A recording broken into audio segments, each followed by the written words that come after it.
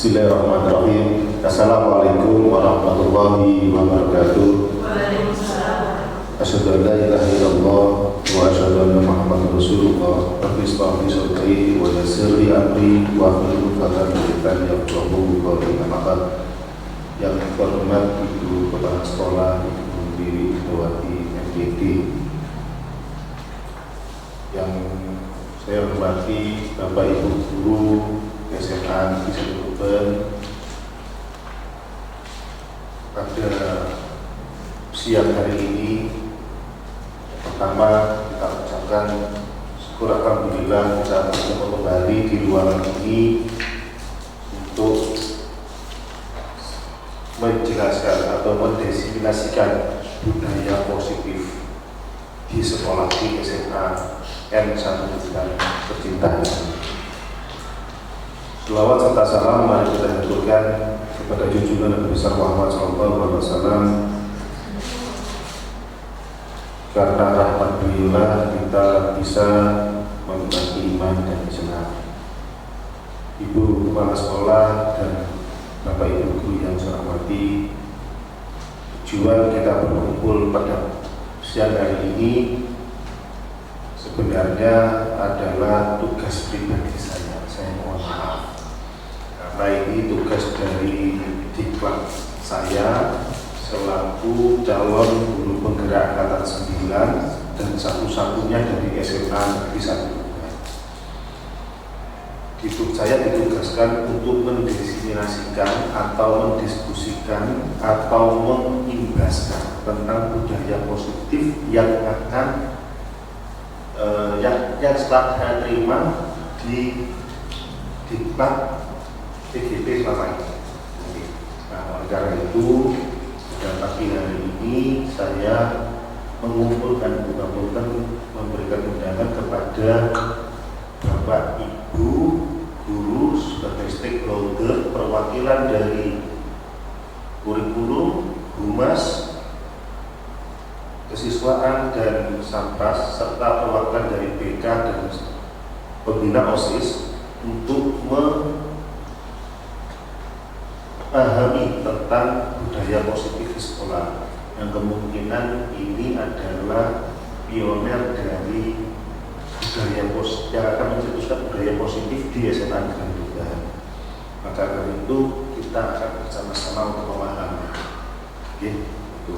Nah, untuk itu sebelumnya saya mohon nanti Ibu Kepala Sekolah membuka acara ini.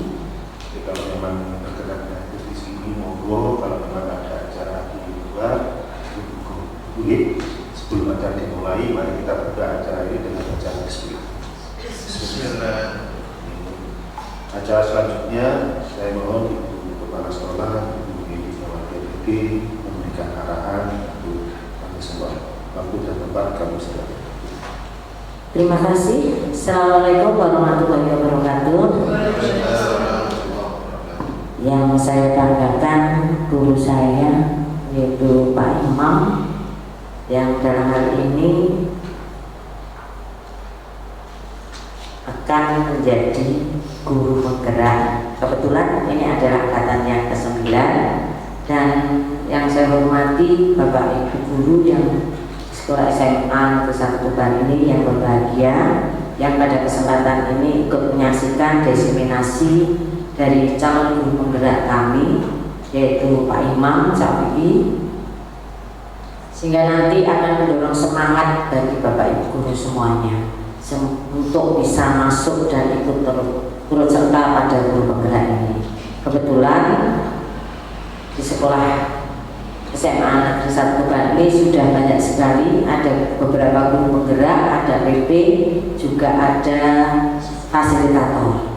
Alhamdulillah dengan semangat yang tinggi Bapak Ibu Guru ini berperan aktif dalam mengembangkan di dalam kurikulum Merdeka Mengajar ini.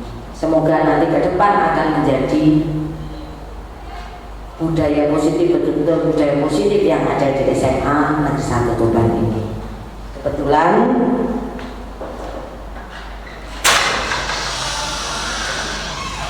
apa toh yang dimaksud dengan budaya positif dan fungsinya apa?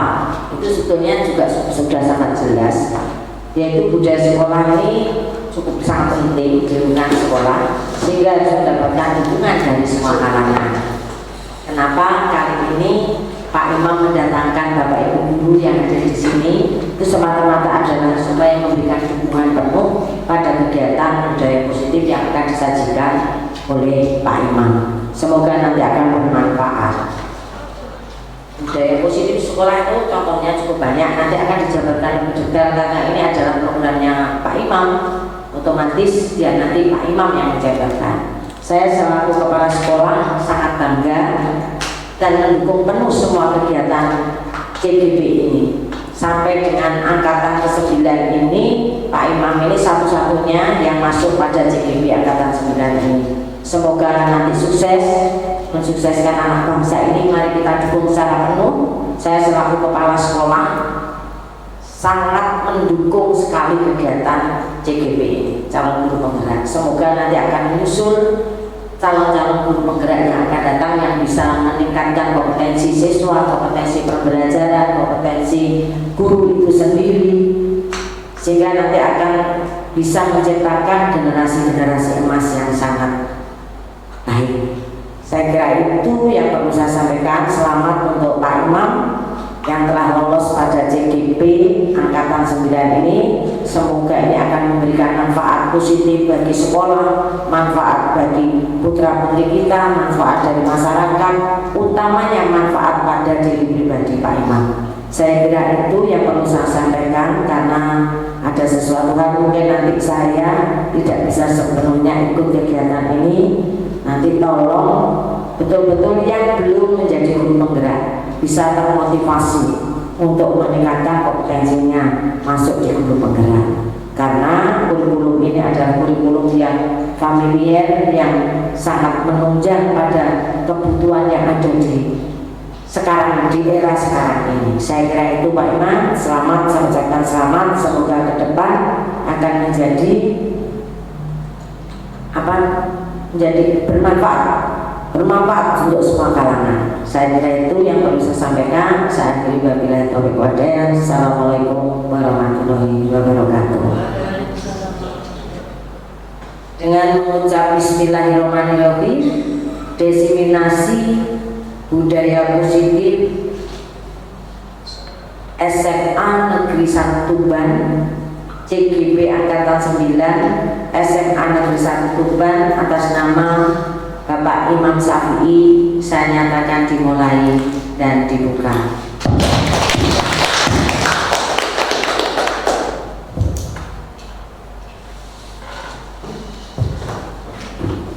Alhamdulillah, terima kasih Ibu.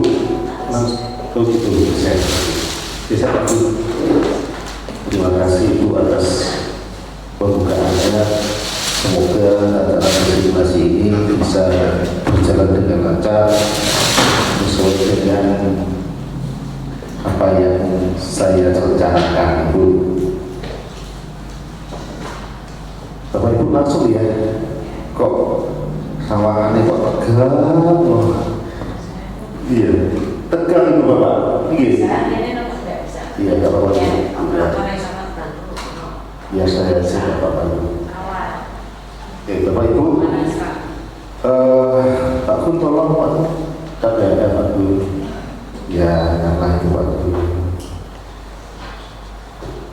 Sebentar. Bapak Ibu sambil menunggu LCD-nya untuk biar fokus ke saya perlu memfokuskan Ibu untuk Bapak Ibu untuk bermain sebentar, ya. Bapak Ibu supaya fokus tolong hadap saya yang keren ini, ya. Sementara ini sementara masalah jadi oke. Nah, dan ini kayak gitu. Ibu Bapak tolong perhatikan saya, ya. Bapak duduk. Oh iya, perhatikan saya, ya. Saya punya 3 benda ini, Bapak Ibu tolong diperhatikan sekali lagi. Saya punya 3 benda. Mos, anggap saja saya bisa mos, apa namanya, bensin sama main. Ibu, nanti saya tanya ini berapa ya? Ini harganya 1.000, yang ini 2.000, dan yang ini 3.000. Paham ya? Paham ya? Yang saya tanyakan,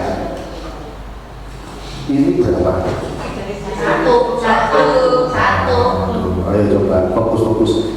Satu sama. Sekali lagi. Ini 1.000. Oke, 1.000 betul. Iya kan ini. Ini 2.000. Ini 3.000. Salah. Jawabannya salah semua. Ayo, perhatikan. Fokus. Jangan fokus aja ya. Jangan fokus aja gini. Sekali lagi. Ini 1.000. Ini yang ini harganya 2.000. Dan yang ini harganya 3.000. Yang saya tanya, ini berapa? 1.000. Boleh fokus. Ini tidak boleh fokus. Yang ini 2.000. ini 1.000. harus mau takut semua. Oke Bapak Ibu, kita langsung bahas dalam diseminasi budaya positif, karena waktu saya hanya minimal 1 jam ya, tapi materi yang perlu saya sampaikan, yang perlu kita diskusikan itu agak banyak, yaitu semacam 31 slide seperti itu. Tapi kita langsung kita aja itu ya. Saya yakin budaya positif di SMA Negeri Tuban itu sudah kita laksanakan. Yang pertama, kita mulai dari tujuan dan diseminasi dan diskusi kali ini, yaitu memahami tentang budaya positif yang ada di sekolah. Sudah pernah yakin, apalagi Bu Sri Utami itu kalau budaya positifnya sangat kuat sekali. Beda dengan saya, beda dengan Pak Galuh atau Pak Mus ya. Wah, budaya positifnya luar biasa.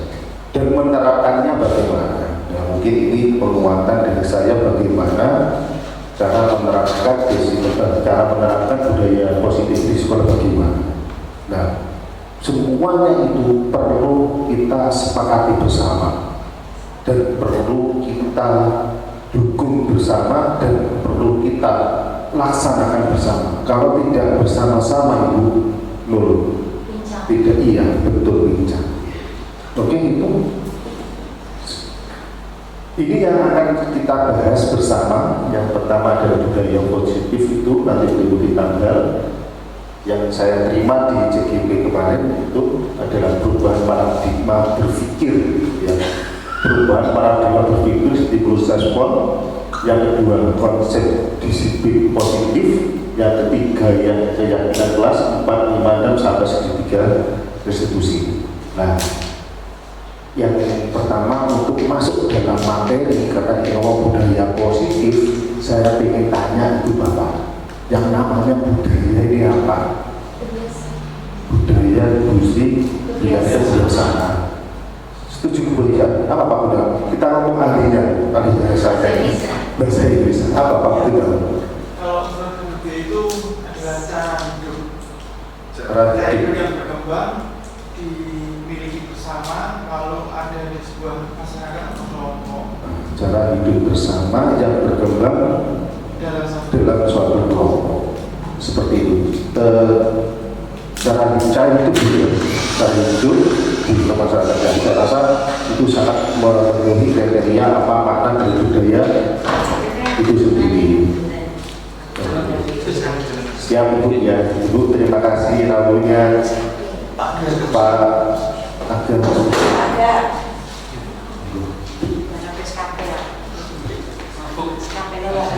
Tidak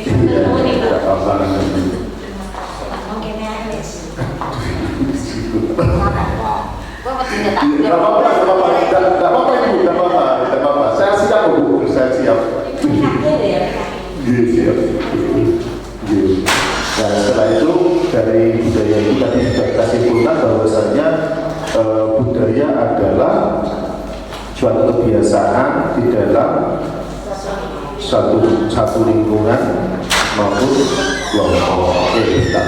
Kalau positifnya, jadi budaya positifnya artinya apa? Berarti suatu kebiasaan tidak yang baik di dalam suatu kelompok yang baik, yang baik seperti itu, yang kurang lebihnya seperti itu.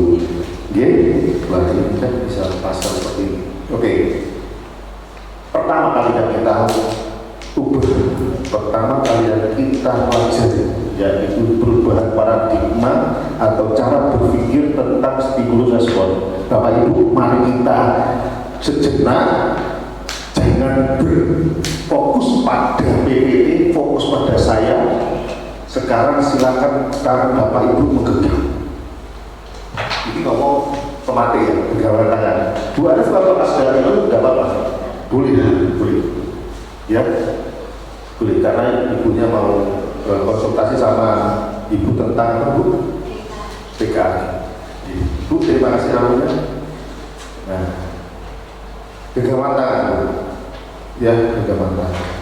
Bayangkan genggaman tangan ini, dibayangkan saja ya, dibayangkan saja bahwasanya yang menggenggam ini adalah siswa. Ya, yang menggenggam ini adalah siswa. Yang dimana isi genggaman tersebut adalah hal yang sangat-sangat berarti oleh siswa. Yang menjadi pertanyaan adalah bagaimana Bapak Ibu di sini untuk bisa membuka dan mengambil barang tersebut. Bapak berpikir sekali lagi, bagaimana caranya Bapak Ibu mengambil benda yang ada di dalam genggaman di siswa itu? Bagaimana? Caranya bagaimana? Agak mungkin bagian pinter ini.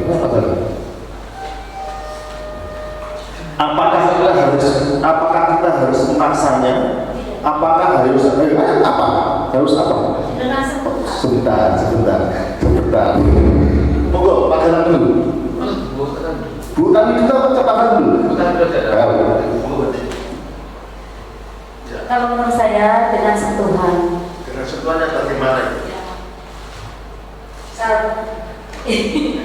Contoh misalnya kalau kita dengan orang lain yang punya mindset yang kuat mungkin ya, atau saklek lah gitu, kita harus masuk ke mindset yang itu dengan perasaan. Dengan perasaannya. Ya. Terus cara membuka itu bagaimana contohnya? Supaya dia bisa buka ini loh.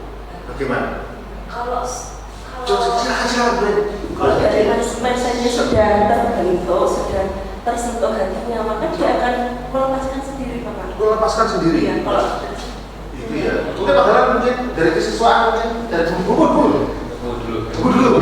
Langsung menulis sebelah sana ini di dalam genggaman itu ada sesuatu yang penting buat dia. Iya. Permainan atau gimana? Terserah apapun. Sesuatu barang yang menarik. Iya. Oh iya. Kalau menurut saya dia genggam, kemudian tidak boleh orang lain melihat. Iya. Atau gitu. Kalau menurut saya akan bicara dengan dia, sharing. Kemudian saya tanya, apa yang tertarik di situ? Oh iya, apanya yang menarik? Oh saya tidak percaya kalau itu tidak kamu lihatkan kepada saya. Kalau kamu nggak melihatkan kepada saya, kamu tidak membuka genggaman, saya tidak percaya dengan pendapatmu. Saya beri dia penguatan bahwa pendapatnya itu bisa saya terima. Kalau dia tidak mau sharing, berarti pendapatnya itu tidak bisa diungkapkan kepada orang lain.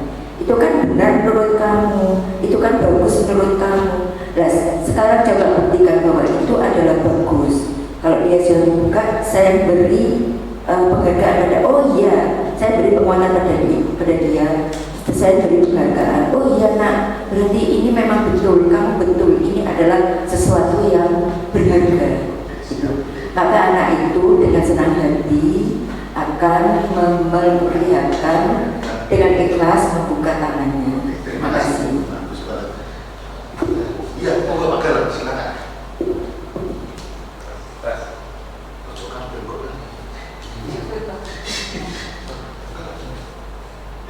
Kalau saya Pak, mungkin hampir sama juga. Jadi kalau untuk bisa membuka apa yang berharga dari anak tadi, kembali lagi kita ini konteksnya anak lebih dahulu. Jadi kalau misalkan kita ingin melihat mengenai bakat atau potensi, jadi apa sudah potensinya? Kalau menurut saya, anak ini diberikan pemahaman terlebih dahulu lewat bisa diberikan contoh-contoh kasus yang hampir serupa. Dan intinya adalah bagaimana anak ini bisa lebih terbuka pada kita. Karena tujuannya kita akan memberitahu bahwa mungkin secara kecerdasan mungkin mereka memang bisa lebih tinggi, tapi di sini kita sebagai guru misalkan, ini kita memiliki pengalaman. Jadi kita berusaha untuk memberikan masukan untuk apakah benda yang dipegang ini benar-benar kayak untuk diperjuangkan atau mungkin perlu dirubah apabila lihat bahwa kondisi barang ini tidak baik untuk anak. Karena ingat anak juga dikatakan masih labil apabila di remaja dan bisa itu juga salah. Jadi ini seperti itu. Oke, terima kasih. Ada Bu Cici mungkin ada lagi? Tidak. Oke, terima kasih. Bapak Ibu, ternyata dari 3 respon dari kita hari ini 4 ya, Bu Tami, Bu Remi, Bu Mulyo sama Pak Galang, ini ternyata halus-halus sifat mungkin sudah diterapkan di SMA 1 sehingga cara-cara untuk merefleksikan tentang paradigma positif itu sudah terlaksana, berpikir kita terlaksana. Padahal pada yang saya temukan di dalam belajar itu pada teori kontrol William Glasser itu ada 3 sebenarnya. Ini 4 ya, maaf nomor 4 ini salah. Ini sama soalnya.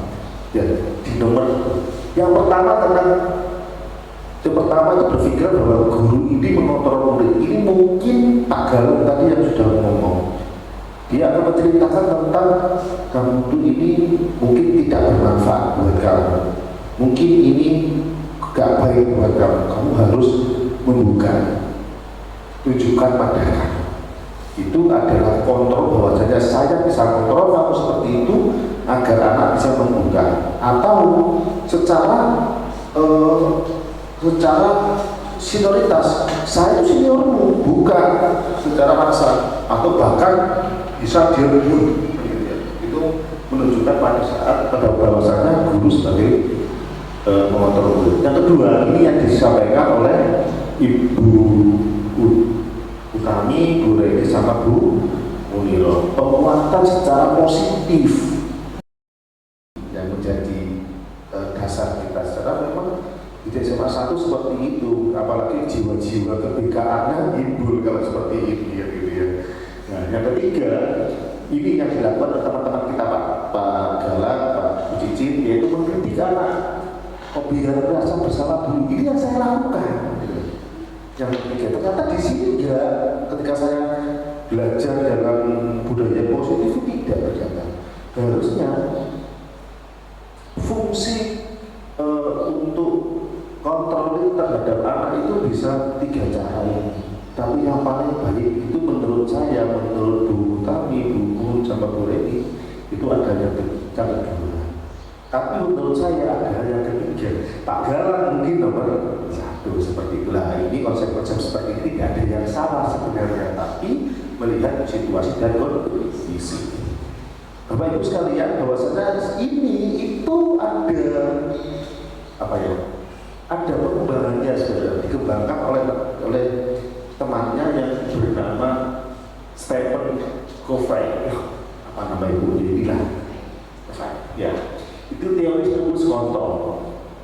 Ya, yaitu perubahan paradigma cara berpikir kita yang semula sama menjadi sangat detail. Contoh ini, saya dengan Pak Gunawan suka makan kebutuhan kita makan. Tapi itu ada, tapi makan apa itu berbeda. kebutuhan akan makan itu universal, yaitu stimulus respon kebutuhan akan makan. Aku butuh makan, kodoh sama Gunawan, sama kayak Pak Burukan. Tapi kontrolnya diri saya.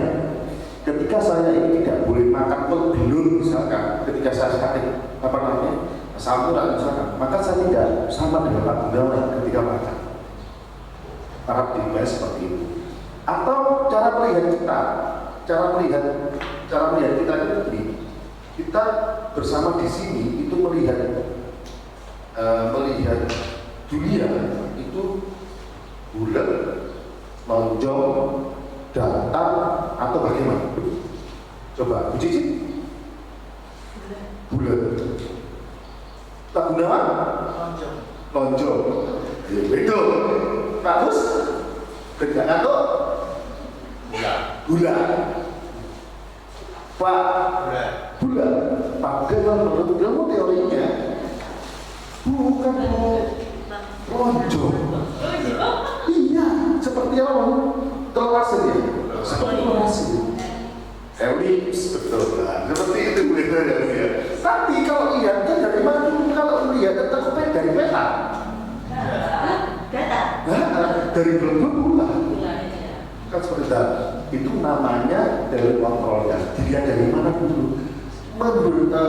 Menyelesaikan suatu masalah itu juga harus dengan teori kontrol, bukan teori respon. Stimulus itu saya salah di babar punya KB, pokoknya kontrolan.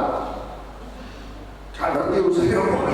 Tapi ketika kita ngomong dia terlambat, diberi kontroling, kamu terlambat kenapa? Apakah ini termasuk di sengaja atau ini di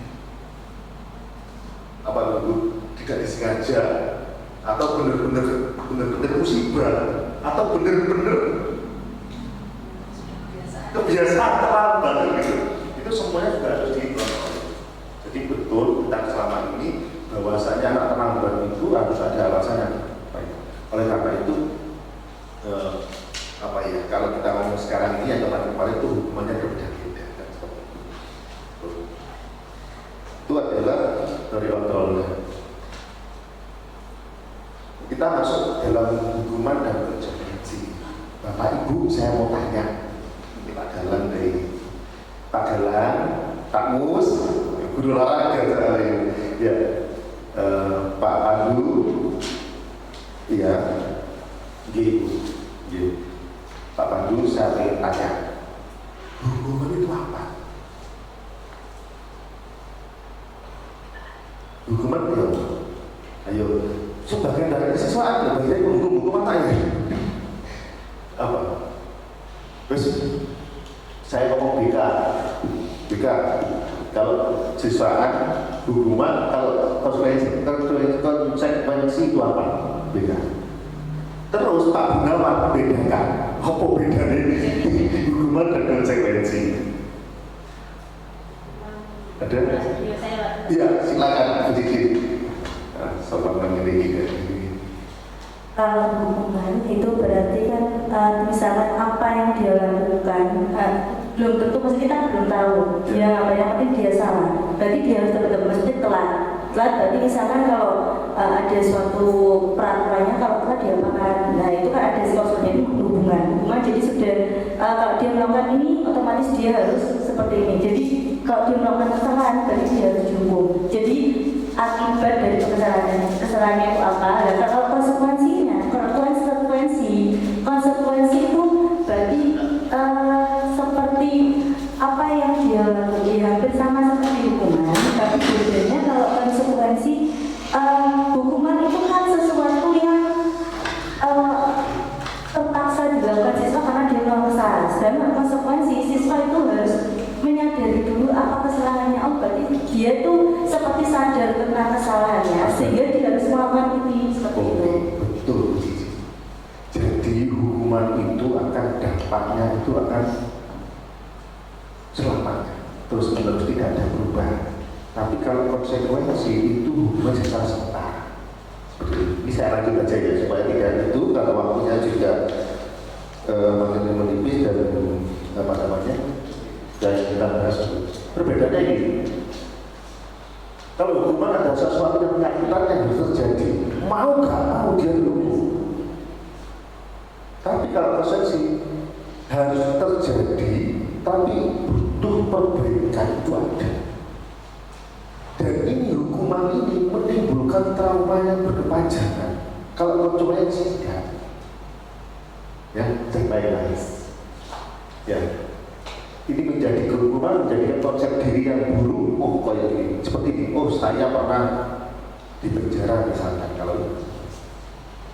Tapi kalau ini akan dicap buruk karena melakukan hal yang buruk sehingga dihukum tadi, itu konsepnya sudah buruk. Tapi kalau di konsekuensi kita, kalau konsekuensi tidak, dia tetap diberikan apa ya? Bukan hukuman, semacam peringatan agar dia bisa memperbaiki diri, itu konsekuensi.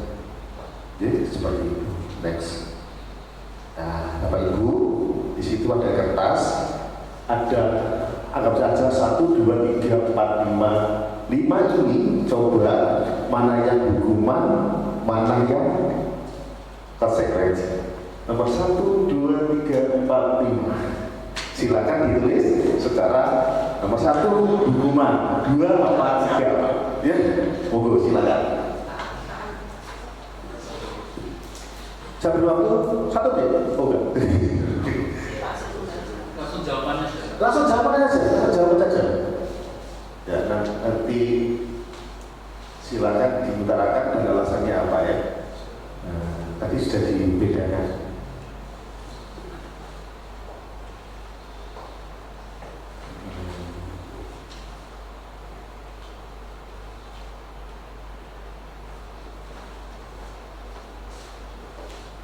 Nanti satu saja ya, langsung kita bahas bersama dulu aja ya.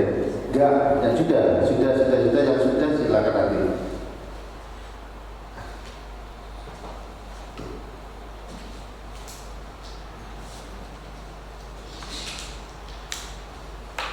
Ayo. Kalau dilihat di sininya ini ada kuncinya itu. Kalau seperti ini ada kuncinya. Nanti saya akan tunjukkan ketika sudah selesai. Sudah? Sekarang tanggal berapa? 27. Ulang tahunnya tanggal 27 siapa ya sini ya? Gak ada. Kalau mau tak tahu tapi dulu. Oh iya Pak. Nomor kode guru 27 siapa?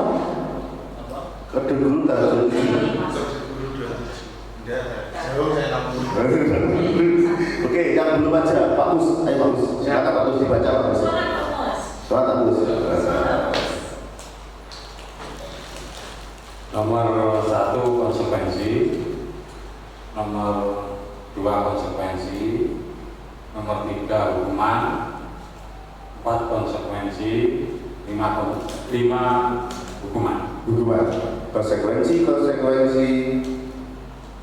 3 hukuman, yang 3 dan 5 ini hukuman. 3 hukuman, 4 konsekuensi, 5 hukuman. 3 dan 5 adalah hukuman. 3 dan 5 adalah hukuman. Ya, 3 dan 5 hukuman.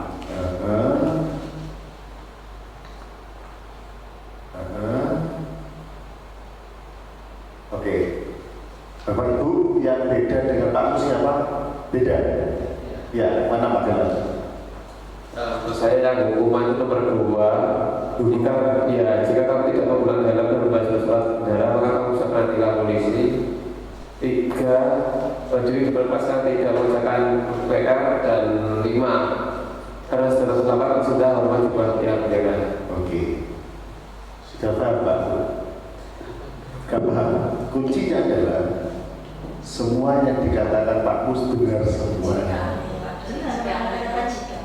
Ya, jadi kuncinya itu adalah, kalau saya kuncinya itu ada di K besar, ini K besar itu adalah konsekuensi. Itu oke ya, karena kita jelaskan bagaimana konsekuensi dan hukuman itu hanya refleksi diri apakah bisa memahami tentang hukuman dan konsekuensi. Bapak Ibu, habis ini kita akan masuk dalam materi yang namanya disiplin, Bapak Ibu. Nah, kita menuju ke agak berat, karena kedisiplinan di SMA 1 ini yang sangat taat seperti itu. Bagaimana penerapan yang ketat dan bagaimana penerapannya disiplin positif itu bagaimana. Bapak Ibu, sebelum saya masuk ke disiplin, mana disiplin, siapa yang tahu disiplin itu apa? Lanjut aja, tos.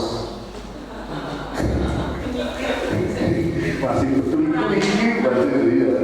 Kalau saya langsung di kan, saya tidak belajar waktu itu kurang apa ya ada sesuatu, ada kegiatan pada waktu lupa langsung ditunjuk Pak Imam, apa yang lebih disiplin? Karena fasilitatornya tahu kalau saya siswa ya. Ayo Pak Imam, apa disiplin itu? Langsung tak jawab, langsung refleks kepatuhan, langsung gitu.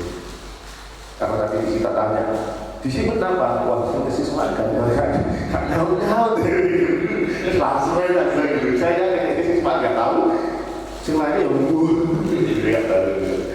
iya, karena kedisiplinan itu berkaitan erat, itu membuat patuh anak, patuh seseorang. Tapi untuk definisi dan lain-lain, ini adalah seperti ini. Ya, bahasa Latin itu adalah yang namanya baca dan lain-lain, saling menghargai dan lain-lain. Ya, seperti itu. Di sini saya lihat makna disiplin tahu semua. Kalau disiplin positif, bagaimana itu? Ya, disiplin yang dilakukan secara positif, Pak ya.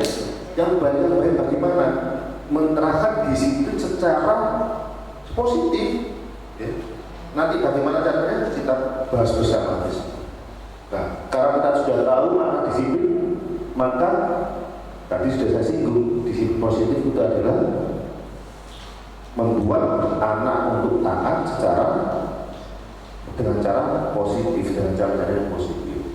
Kalau budaya disiplin positif, ya seperti tadi budaya tingkah laku atau kebiasaan di suatu kelompok yang disiplin, ya, yang dilakukan secara positif di kelompok tersebut. Benar. Jadi satu kelompok saat sekolah sudah tadi tinggal disiplinnya diterapkan, positifnya diterapkan, seperti itu ya. Bapak Ibu, untuk disiplin itu menakutkan memang, sulit. Kalau bagi anak-anak itu ketika ngomong, wah kurang disiplin itu sulit. Tapi ternyata teori disiplin itu sebagai motivasi, Bapak. Motivasinya bagaimana? Motivasinya dengan cara materi, mindsetnya yang berpikir. Yang pertama, untuk menghindari ketidaknyamanan atau hukuman. Apa yang terjadi apabila saya tidak melakukannya? Contoh soal, saya tidak disiplin. Saya kalau terlambat, itu apa? Itu mindsetnya adalah mindset hukuman. Maka saya akan disiplin, tidak akan terlambat. Yang kedua, motivasi eksternal untuk mendapatkan imbalan dari seorang. Aku nek teko biasa guru-guru ini. Ingat ada program siapa yang 100% hadir dan tidak terlambat itu dapat hadiah. Ada gitu? Kayaknya, oh jangan maaf, tidak di sekolah sini, di sekolah di sekolah. Di SMP saya dulu gitu. Jadi tidak ada yang terlambat. Iya, ada ribetnya. Maka oleh karena itu kalau manusia itu disiplin itu karena mendapatkan kebenaran. Nah, yang ketiga ini yang harusnya diterapkan untuk menghargai diri sendiri, menjadi bijak dan sesuai dengan harapan kita. Bu, saya tanya, seorang guru yang baik itu bagaimana sih, Bu? Contoh ya, senior kita dan sudah kabur. Semoga dilapangkan gurunya Pak Nasrukan. Pak Nasrukan itu hanya satu yang dipegang ketika mengajar, tapi kebaikannya dengan satu itu itu melebar terkenal sejagat raya. Maksud saya sejagat raya, saya SMA 1 yang pernah belajar apa? Disiplin tepat waktu. Saya tidak pernah terlambat. Saya tidak pernah tahu Pak Nasukan terlambat ya Mas. Tidak pernah. Muridnya Pak Nasukan. Bahkan saya pernah diceritani sama almarhum. Saya itu pernah Pak masuk kelas sebelum waktu jam mengajar saya 10 menit. Saya pembelajaran saya di belakang, duduk di anak-anak duduk. Dan sudah memberikan pertanyaan-pertanyaan.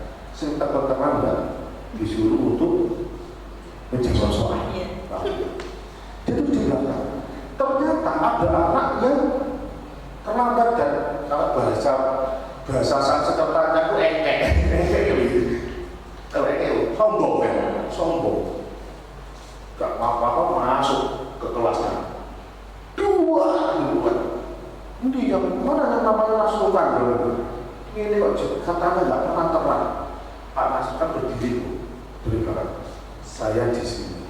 Malunya udah bilang. Langsung diguyur sama Mas. Seperti itu. Saya berpikir sampai segitunya Pak Nasukan.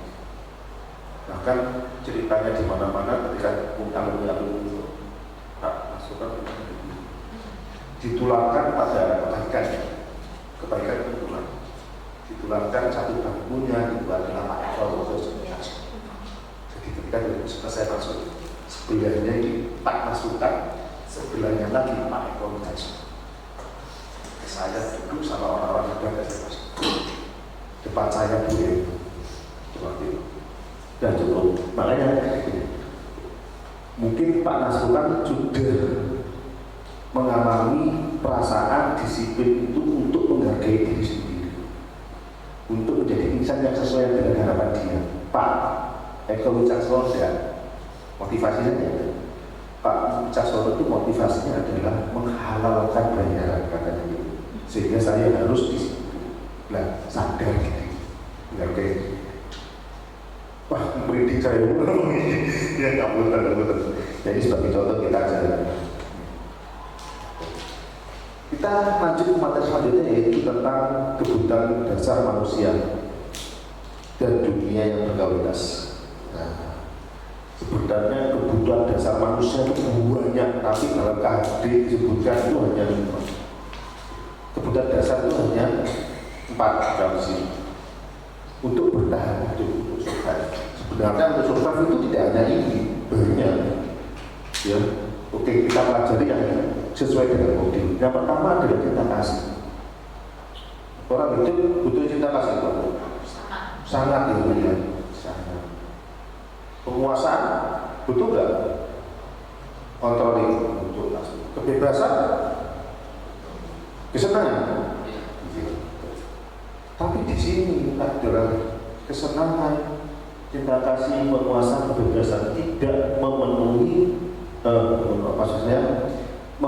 hanya memenuhi bertahan hidup secara eksternal, tapi kebutuhan dasar yang saya miliki bahwa saya untuk survive hidup itu adalah satu, makan. Iya lah, prepare. Kali ini sekunder tapi kita konsepnya bukan ke primer, tapi kita belajar tentang sekundernya. Maka saya itu di sini. Jangan sampai ini nanti Pak, karena ini kemarin waktu kita lokal ya tak bantah dengan Pak, kebutuhan dasar manusia untuk survive itu tidak. Ini Pak, makan. Oh iya Mas, jangan berbelok terlalu jauh. Kita membahasnya tentang hidup. Oke, jelas. Seperti itu. Nah, ini Ibu Guru bilang kita coba kebutuhan apa yang dirasakan anaknya. Ibu Guru bilang aku tidak boleh bersendang waktu mengerjakan tugas. Bernyanyi, bersenandung sewaktu mengerjakan tugas. Katanya kelas harus tenang, tidak ada suara. Padahal aku suka dan senang bernyanyi. Kebutuhannya apa? kebutuhan kesenangan. Iya, kebutuhan. Yang kedua, saudara. Ibu guru tidak menyapaku hari ini, padahal aku pakai jepit rambut baru. Cinta kasih. Ya, aku bosan masa belajarnya cuma gitu-gitu aja. Apa? Aku sebel gambarku tidak rapi, malah guru nunjukin ke teman-temanku di depan kelas. Apa? Kenapa? Dia merasa sebel, artinya apa? Harus merasa dikasihani ya. Betul ya, cinta kasih. Pinter guru SMA 1 kita masuk lagi lebih dalam tentang budaya positif. Bapak Ibu sekalian, kita tahu di dalam kelas ini kita mempunyai peraturan-peraturan kelas yang ditetapkan oleh sekolah. Tetapi tidak menutup kemungkinan setiap guru itu memberikan aturan tertentu sesuai dengan cara mengajar dia dan cara mengajar dia, supaya tujuan pembelajaran, supaya KB berlangsung itu secara enak, secara senang, karena ini dilakukan secara bersama-sama. Peraturan ini dilakukan secara bersama-sama, ya. Ini peraturan kelas. Di apa namanya? Sekarang ini didikan saya ini ternyata peraturan kelas itu tidak harus apa namanya diberikan secara apa namanya bersama-sama, tidak. Tapi peraturan kelas itu bisa dilakukan oleh anaknya sendiri, muridnya. Jadi kamu sukanya apa? Disuruh apa? Nulis. Kamu kalau belajar tentang itu, belajar supaya bisa kondusif itu bagaimana? Mereka buat atas sendiri. Praktekkan saja kalau gitu. Bapak Ibu, nyuwun sewu. Kalau kita ini sekelas, ya, coba buat aturan yang mana bisa kita pembelajaran dengan kondusif, menyenangkan dan kondusif. Bicara. Silakan tulis satu aturan saja per ini, ya. Harusnya sini ada note Pak. Oke. Satu aturan saja, satu. Biar kamus nggak ngantor kamus.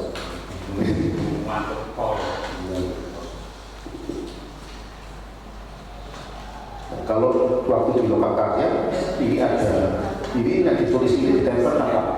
Ditempel tadi. Terus ini apa? Tolong saya ambil aja. Iya, saya ambil. Langsung dikumpulkan nanti saya nilai. Belum. Oke, satu aja kan ya? Satu aja, nggak apa-apa. Ya. Tidak Pak.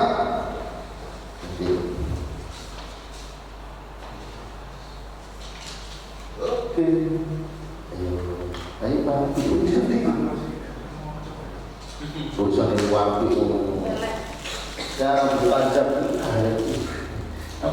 Oke, siap.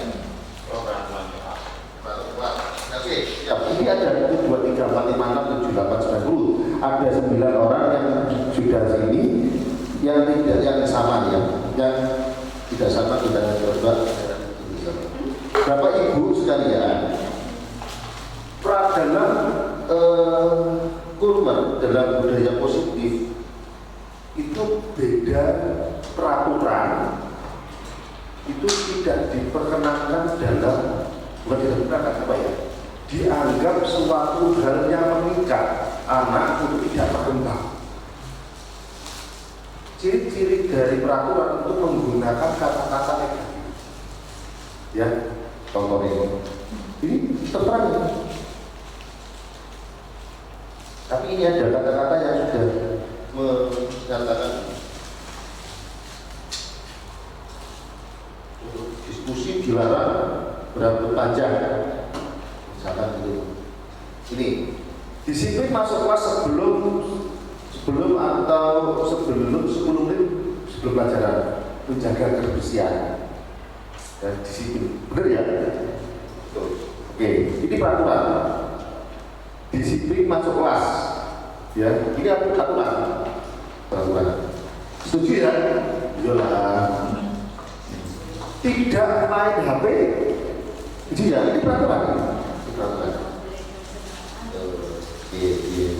Terus ini tidak menggunakan HP foto ya, sama, nggak usah.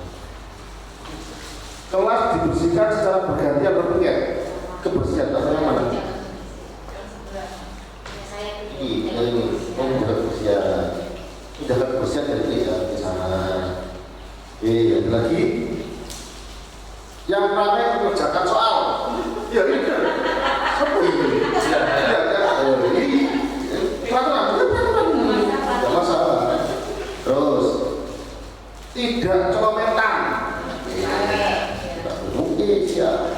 Tidak mengerjakan tugas atau kegiatan yang lain pada saat pembelajaran langsung. Tidak mengerjakan tugas pelajaran yang lain. Ya. Terus apa ini? Ini apa? Rambut panjang. Rambut panjang apa berbelas? Oke ya, apa dia? Nah, Bapak Ibu, Bapak Ibu yang jenengan tulis ini tadi yang berubah peraturan ini semuanya menggunakan kalimat negatif. Contohnya, tidak cometan atau dilarang cometan. Kalimat positifnya, Pak ayo. Diam saat belajar, tenang saat belajar. Itu namanya keyakinan. Maksudnya ya, peraturan ini kan itu semuanya nih, setuju ya, sepakati ya, dong setuju. Supaya ini berbentuk suatu keyakinan, kata-kata negatif yang diganti positif. Apa Pak? Tenang saat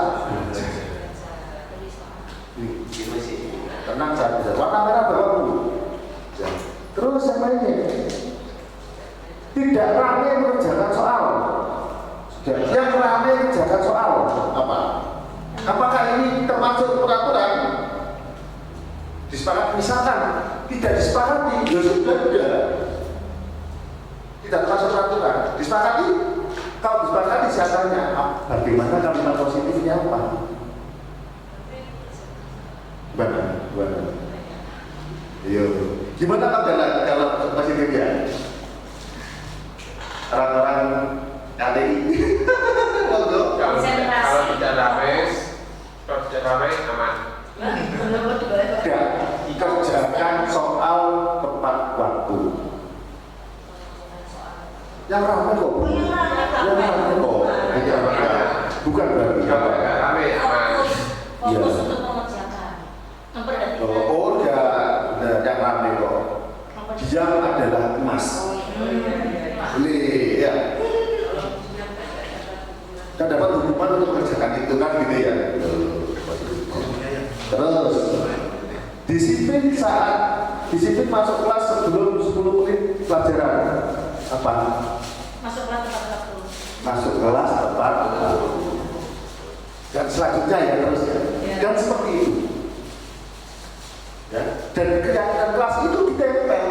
Nah, oleh karena itu keyakinan kelas ini sangat-sangat diperlukan di kelas dan disepakati oleh bersama oleh anak dan guru pengajarnya.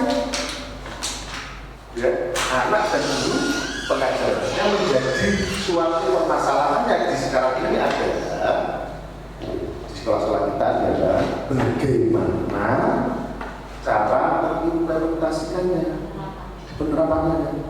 Karena apa? Karena ini keyakinan kelas harus didukung oleh semua siswa di kelas dan gurunya sendiri. Semua gurunya di sini. Itu kalau di kelas. Kalau di sekolah, maka peraturan sekolah. Ya, ini pada yang saya bicarakan tadi dengan itu bagaimana Pak di sini positif.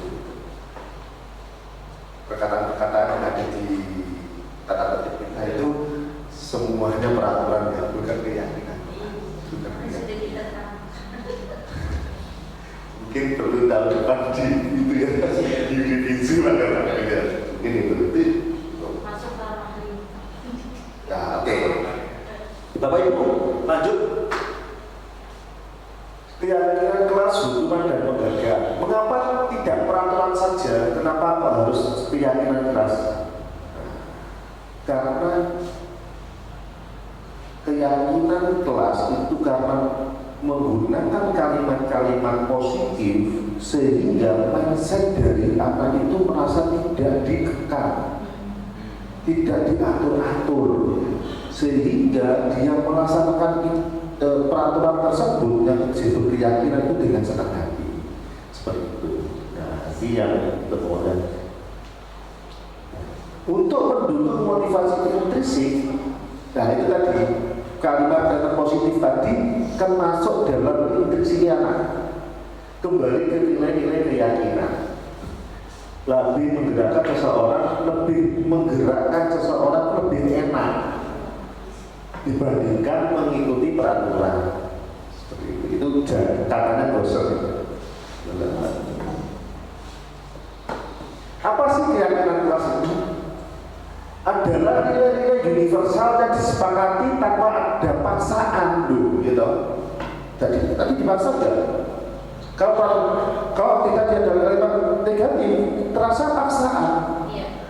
Tapi ketika ngomong kalimat positif, jangan merasa dengan tidak dipaksa sama sekali, melakukannya dengan senang hati. Diyakini bersama berasal dari penyatuan pikiran itu menjadi nilai-nilai yang baik dan dilaksanakan oleh seluruh kelas. Keyakinan kelasnya penting. Keyakinan kelas ini menjadi fondasi di sekolah. Kalau keyakinan kelas secara positif, karena keyakinan itu positif ya, setiap kelas positif, saya yakin akan menjadi keyakinan sekolah. Seperti itu. Lanjut. Sekarang praktek keyakinan kelas. Nah, Bapak Ibu, ini peraturan, ya, ini keyakinan. Kayaknya sudah ya, sudah loh. Ini kita bahas loh. Ya, yang belum adalah nilai universalnya apa? Nilai universalnya, contoh ini. Tenang saat belajar, ini nilainya seperti apa? Ketertiban. Kalau buatlah sampah pada tempatnya, pakailah helm saat berkendara. Masuk tepat waktu. Bisa hafal ini kadang guru salah satu ini pinter-pinter ya. Berarti harus logis. Harus betul. Nah, ini ada 8 Bapak Ibu. Saya berikan kembali. Monggo silakan ada 8. Kan itu dibagi ada 8. Ini ada punya ada. Tapi tidak di sini di slide berikutnya ya. Silakan. Nomornya saja ya.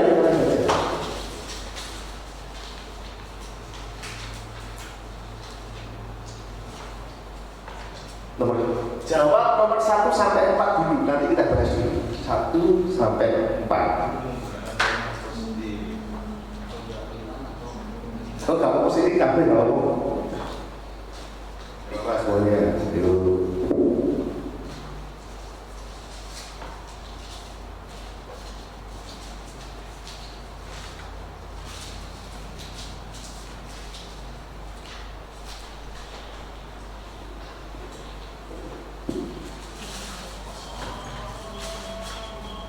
Maaf ya, ini tadi belum menggunakan kata positif. Karena apa?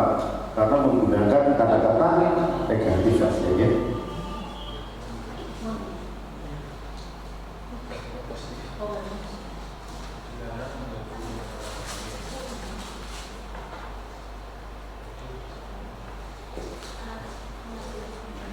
Kurang 1 jam, kurang 7 menit bersama. Oke, sudah? Kalau sudah saya bahas langsung. Langsung Langsung aja ya. ini selalu mengembalikan guru ke tempatnya. Kerapian. Tapi kan Iya. Dilarang mengganggu orang lain, saling ketertiban. Iya. Pak, di LMS itu tugas saya, tugas kita ya, ada 10 pertanyaan Pak. Jawab saya hanya betul 1 Pak. Terus terang. Terus kan ada refresh lagi ya, refresh ulang lagi pertanyaan saya. Menunggu ya seluruh masih di dilarang mengganggu orang lain. Hadir di sekolah orang itu sebelum membaca dimulai.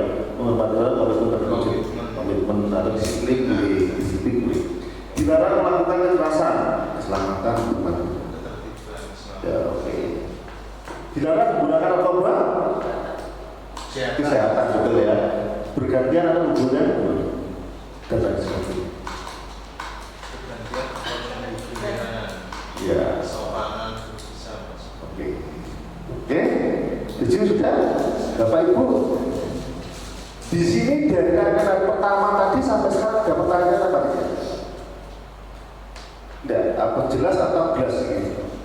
Saya ada Pak. Ada, oh Pak Padu. Gini Pak Iwan, sebelum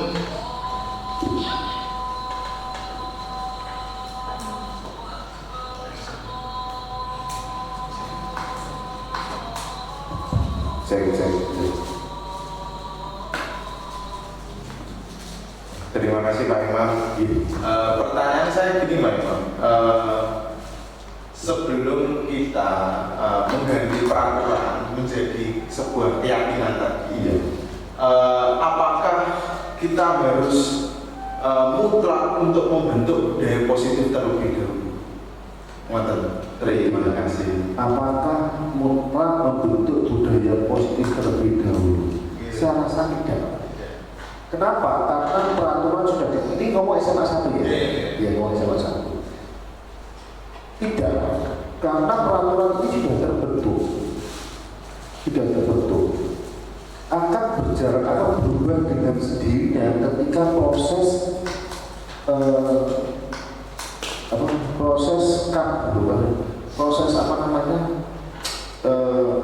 siswa berganti gitu Pak. ya Ambil posisi penerimaan siswa baru PBB itu akan berganti. Jadi kita berganti peraturan itu menjadi kalimat positif, ya, menjadi kemudian sudah berubah suatu bentuk keyakinan. Yang paling penting adalah setiap tahun itu karena perubahan keyakinan dari peraturan keyakinan itu harus disetujui oleh biasanya bawahnya ada tanda tangan ketua OSIS, MPK, kesiswaan, kepala sekolah dan komite. Mereka tahu, sehingga ketika tahun ini diterapkan, maka sebagian kecil yang diterapkan yaitu di kelas 10 besok. Ya, tahun berikutnya keyakinan kelas tetap diterapkan, maka sebagian sekitar berapa persen? 2/3 orang anak itu sudah menerapkan kedisiplinan keyakinan sekolah. Tapi ketika sudah 3 tahun semuanya sudah mengenal. Seperti tadi perubahannya itu adalah proses sehingga bisa diterapkan keyakinan sekolah seperti itu. Ya Pak ya, oke, terima kasih. Terima kasih Pak Muhammad. Bapak Ibu, materi terakhir dan sangat berat Ibu Bapak, yaitu segitiga restitusi.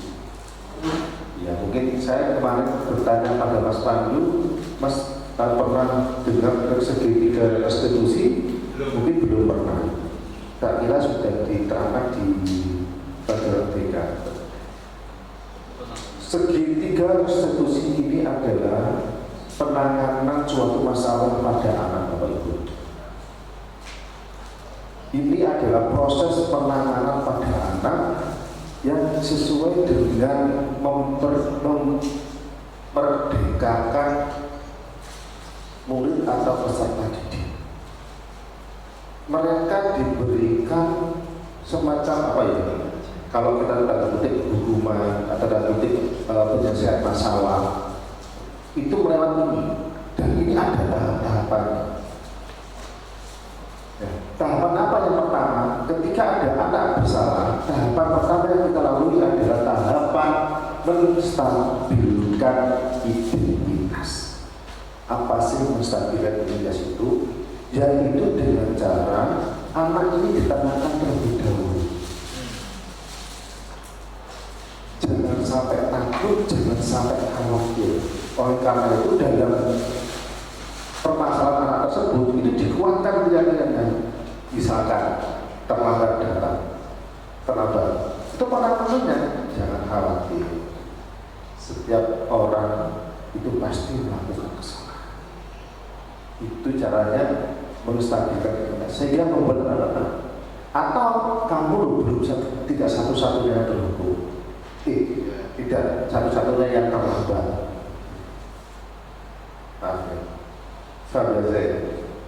Banyak. Jadi itu setelah itu dikuatkan identitasnya sudah distabilkan, maka tahap yang kedua yaitu divalidasi kebutuhannya apa.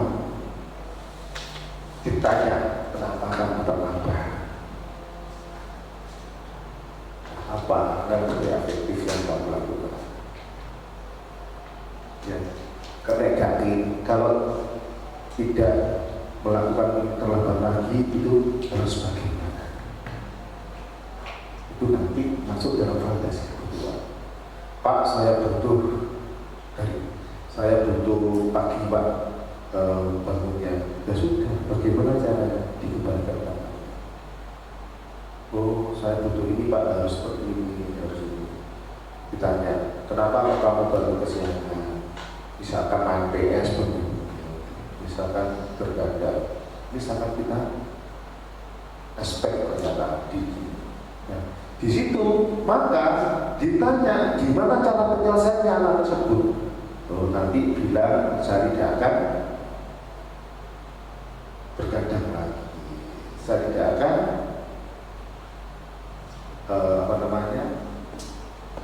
main PS lagi malam-malam dan sebagainya, nongkrong lagi. Karena itu sudah divalidasi oleh anaknya tentang kesalahan dia mengaku salah, maka ditarik dan keyakinan sekolah tadi. Dia Mas, nek kamu seperti ini terus, kamu jadi apa? Harus berubah. Ya, Mas, nek kalau seperti ini bagaimana? Ayo tak kasih solusi. Jam kamu kasih alarm. Bagaimana? Coba. Atau ibu suruh bangun lebih awal. Dan nilai-nilai itu atau cara-cara seperti itu membuat anak itu terasa nyaman kalau itu ternyata teorinya. Dan ini sudah kami lakukan ya di kesiswaan itu sudah pernah dengar orang. Itu Pak Pandu sahabat berdekatan. Iya Pak. Dan ini tidak secara tidak langsung. Segitiga institusi ini sudah dilaksanakan di SMA 1 sebenarnya. Nah, yang menjadi masalah adalah ketika anak melakukan kesalahan yang sama berulang-ulang. Ini yang perlu kita pikirkan. Diberi hukumankah, konsekuensikah, atau penghargaankah? Kan begitu ya. Yang pertama apa? Membuat anak untuk yang merasa gagal karena perbuatan yang salah menjadi positif terhadap dirinya tadi. Ya tadi tidak semuanya tidak kamu saja yang terlambat, ya tidak. Berbuat seperti itu adalah manusiawi. Kalau di SMA 1 berapa lanjut. Yang kedua, validasi tindakan yang salah. Apakah kamu benar melakukan kesalahan atau melakukan tindakan yang penyimpangan, pelanggaran, terlambat tadi? Membantu siswa mengenali basic atau kebutuhan dia. Aku terlambat karena apa? Aku pengen bantu saya itu pengen bangun pagi Pak supaya tidak terlambat. Berarti kan kebutuhan dia bangun pagi. Paham ya? Kebutuhan saya bangun pagi. Dan harus bagaimana bangun pagi? Dikasih solusi. Solusi apa mas supaya bisa memenuhi kebutuhanmu? Kok mas? Padahal contoh saya itu anak-anak dua, anak dua ya. Pada dasarnya setiap tindakan manusia itu ada tujuan atau basic need. Apakah itu power, freedom, love, atau biologi, fun, atau surprise. Saya yakin kok Pak, semua anak yang terlambat, ini ngomong terlambat saja, padahal contoh yang lainnya banyak. Anak yang melakukan kesalahan itu pasti ada alasan. Kecuali satu Pak, anak perempuan kemarin. Iya, yang kita tangani bersama itu ternyata dari wali kelasnya itu ada guru penggerak dari situ bergerak diterapkan segitiga restitusi pulang tidak mempan, akhirnya memberikan konsekuensi atau hukuman itu diberikan. Dan kemarin waktu kita ngobrol itu sama ibunya, itu membuat keyakinan bersama tentang si E. Apa keyakinan bersama ini? Membuat semacam suatu pernyataan yang tidak dilakukan oleh siswa tersebut. Dan untuk menjadi pengikat konsekuensi dari pelanggaran tersebut, maka ini juga diketahui oleh ibu kepala siswa, sehingga ini menjadi dasar yang kuat keyakinan bersama tersebut. Gitu. Terus yang ketiga yaitu menanyakan keyakinannya. Ya, tadi menanyakan keyakinannya tadi. Kamu yakin ya kesalahan ini apa? Dasarnya apa yang kamu lakukan? Ternyata keyakinan si E nggak neko-neko, agak ngerti, tahu ya kenapa dia melakukan tersebut. Alasannya adalah takut terlambat. Jangan takut terlambat. Yang kedua, karena motivasi kedua itu adalah dia sudah pakai seragam, pulang tidak berani, dan saat itu harus baru ingat kalau dia mau membuat karena tiga hal tersebut, maka dia melakukan pelanggaran. Contohnya membuat surat palsu. Karena sudah membuat surat palsu, jeda waktu untuk menunggu SIM tadi, akhirnya dia keluyuran. Keluyurannya ini gak jelas. Gak jelas main apa-apa. Jadi Bapak Ibu, sekali lagi ini adalah contoh penerapan segitiga restitusi. Monggo kita sesami bersama. Ini yang menjadi anak SMP saya rasa tidak pelajaran. Ini perlakuan tindakan secara sesama dengan SMP kelas 10, SMA kelas 10. Mario dan Adi merupakan murid kelas 8 di SMP Tunas pada jam istirahat bahkan siang. Saat semua anak-anak bermain di luar kelas, mereka diajak bicara oleh wali kelasnya di luar kelas. Pak Joko nama wali kelasnya. Dua anak itu namanya Adi dan Adi. Mario dan Adi. Mario, Adi, Bapak tadi dengar laporan dari guru privat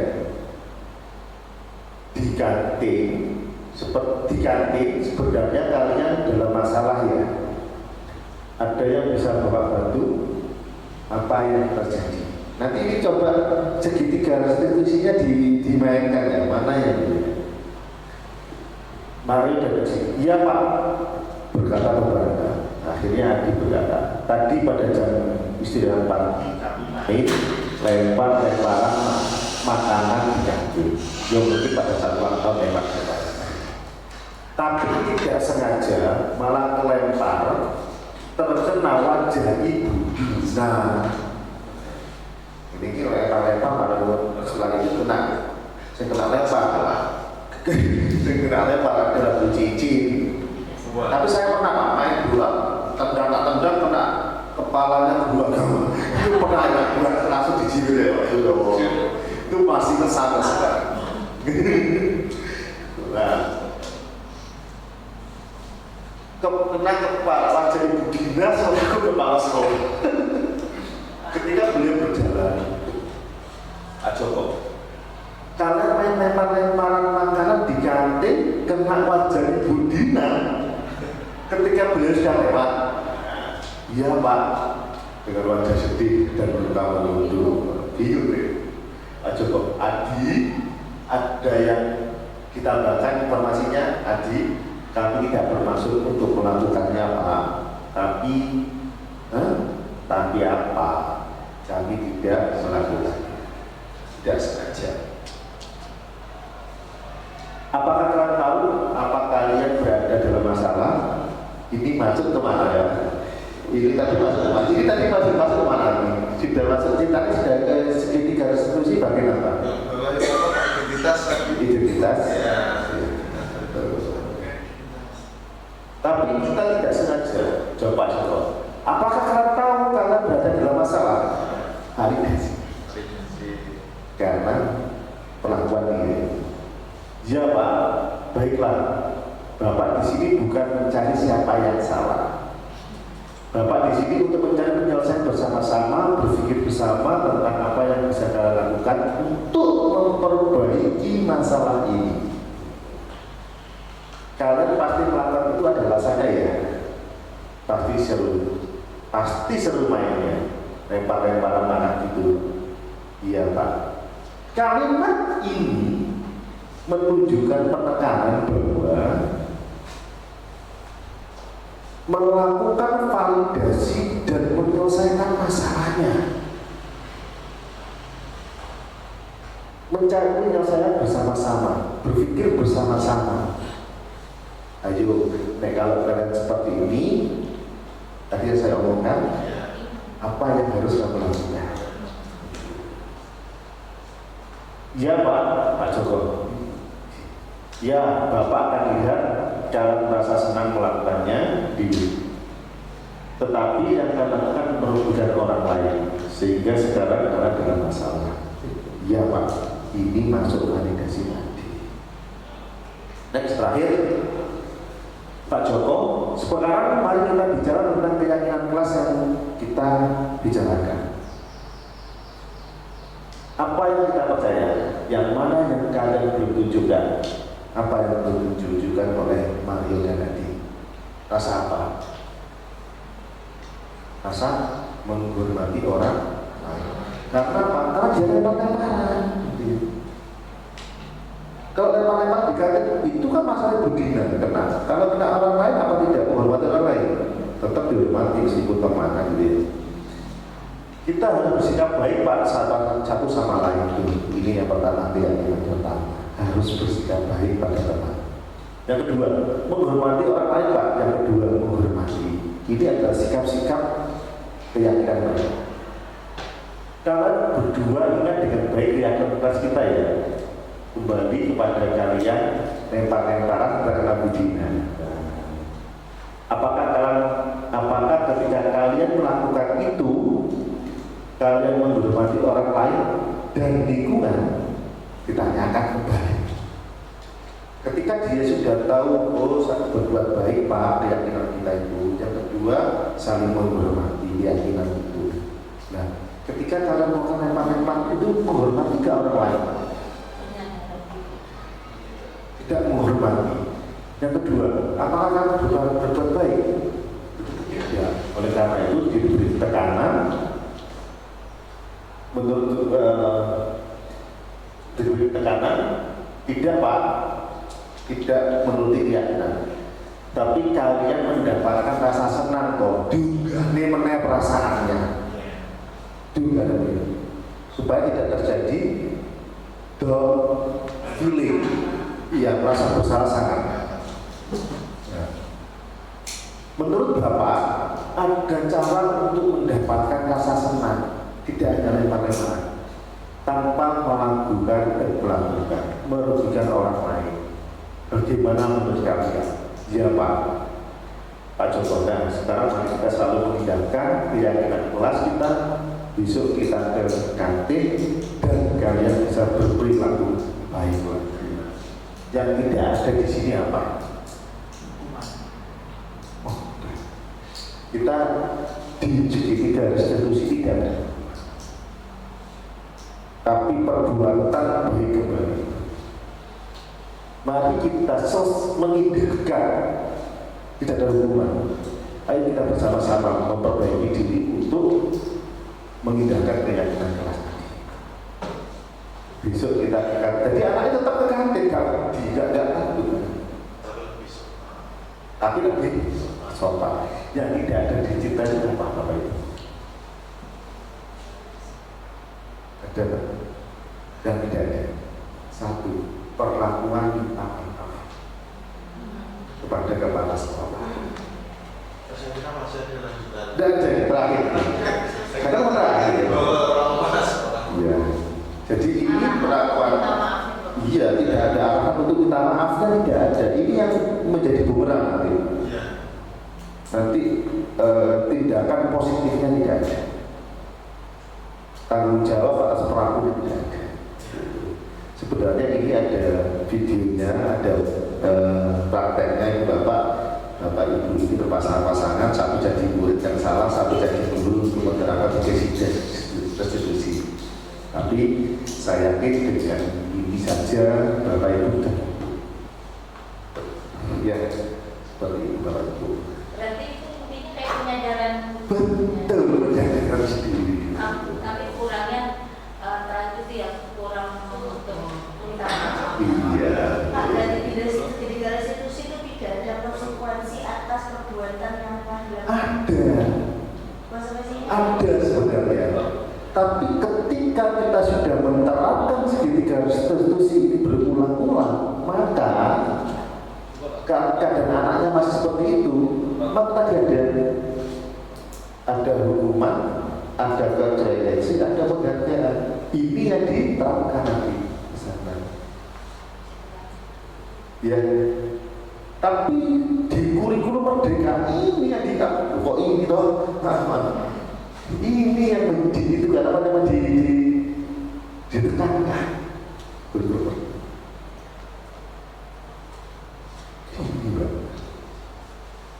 Yang selalu ditekankan ini, sehingga perasaan anak itu tidak merasa dijatuhkan, merasa senang, merasa belajar itu sangat nyaman di sekolah.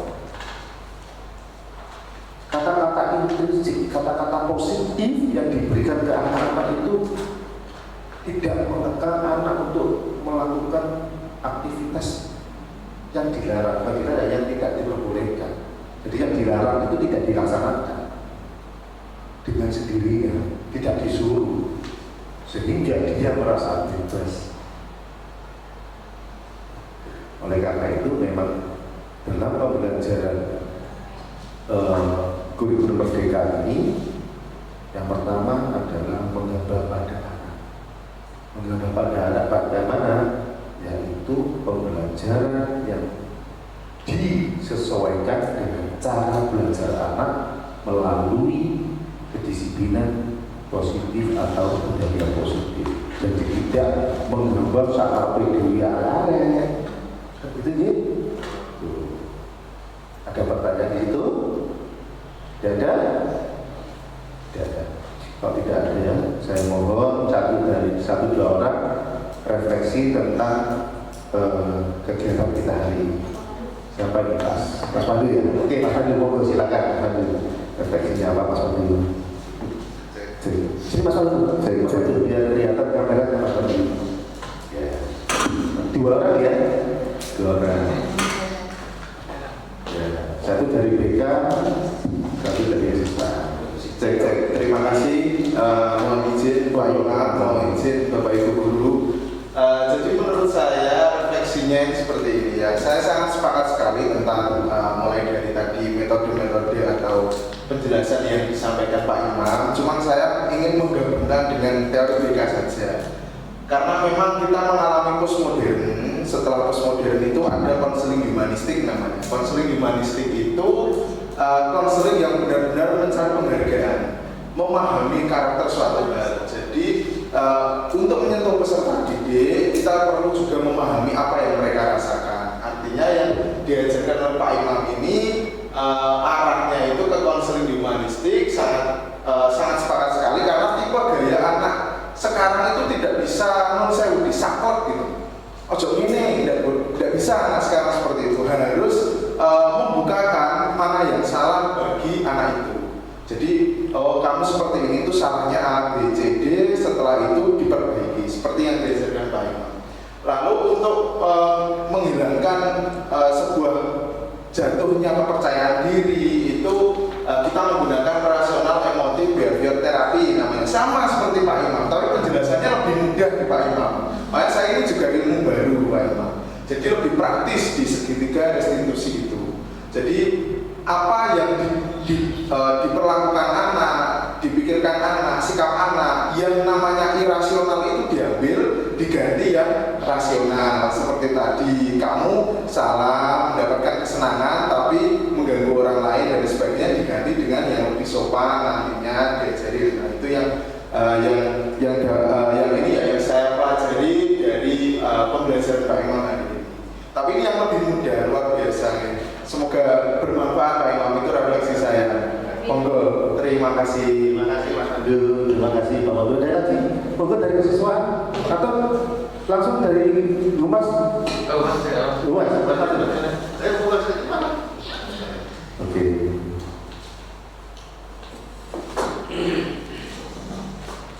Assalamualaikum warahmatullahi wabarakatuh. Masalah pakalan sih, pakalan semua. Ya. Kok mau tak tahu mana?